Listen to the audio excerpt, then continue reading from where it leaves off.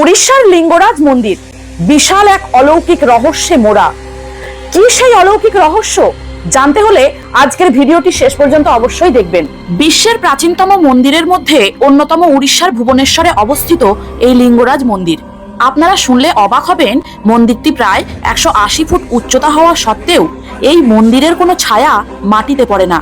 আরো আশ্চর্যের বিষয় হলো, এই মন্দিরের চূড়ায় 80 টন ওজনের একটি গ্রানাইট পাথর বসানো আছে। কিন্তু প্রশ্ন হলো, তখনকার দিনে ক্রেন ছাড়া এই পাথর এত উচ্চতায় কিভাবে তোলা সম্ভব? মন্দিরটিতে একটি স্বয়ংভূর শিবলিঙ্গ আছে, যেটা কিনা নিজে থেকেই প্রকট হয়েছে। কোনো ব্রাহ্মণ বা পূজারী এটাকে স্থাপন করেননি। শিবলিঙ্গটি 22 হাত গোলাকার, 9 হাত চওড়া, 12 হাত লম্বা।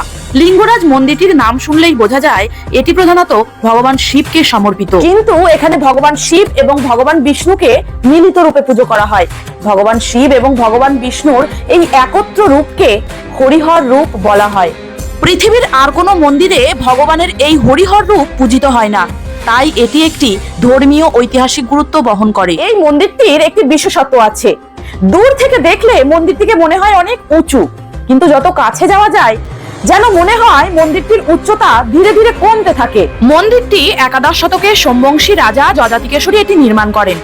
শোনা যায় এই মন্দিরের চূড়ায় ভগবান শিবের পিনাক ধনুকের অর্ধেক অংশটুকু রাখা আছে, যেটা শ্রী রামচন্দ্র সীতার স্বয়ংবর সভায় ভেঙেছিলেন, আর বাকি অর্ধেক টুকরো রয়েছে নেপালে। এটা শুনলে আরো অবাক হবেন, এই মন্দিরটি কোনো ইট, বালি বা সিমেন্ট দিয়ে তৈরি হয়নি। বড় বড় পাথরের চাই একের পর এক রেখে এই মন্দিরটিকে তৈরি করা হয়েছিল।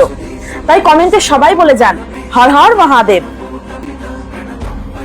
এইরকম আরো ইনফরমেটিভ ভিডিও পেতে আমার চ্যানেলটিকে অবশ্যই সাবস্ক্রাইব করে রাখবেন। ধন্যবাদ।